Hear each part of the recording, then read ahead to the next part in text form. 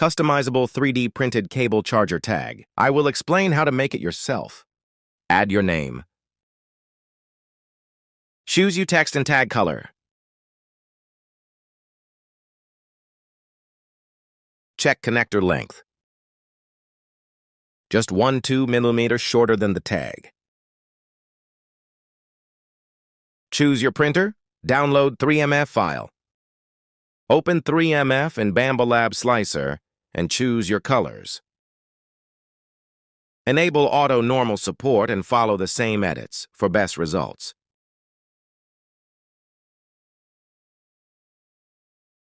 Hit slice and enjoy printing. Link in description. Free on MakerWorld Boost for supporting me.